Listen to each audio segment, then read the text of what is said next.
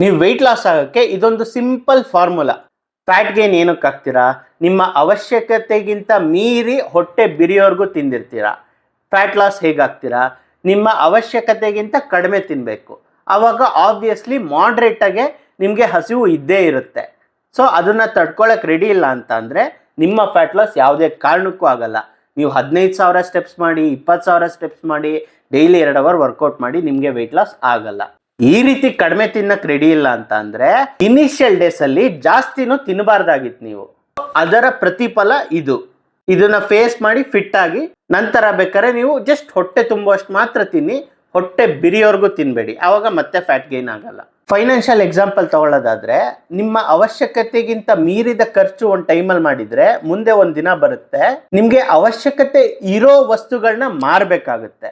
So ಅದಾಗಬಾರ್ದಂದ್ರೆ ಅವಶ್ಯಕತೆ ಇರೋಷ್ಟು ಮಾತ್ರ ಖರ್ಚು ಮಾಡಿ, ಹೊಟ್ಟೆ ತುಂಬುವಷ್ಟು ಮಾತ್ರ ಊಟ ಮಾಡಿ, ಫ್ಯಾಟ್ ಗೇನ್ ಆಗಲ್ಲ.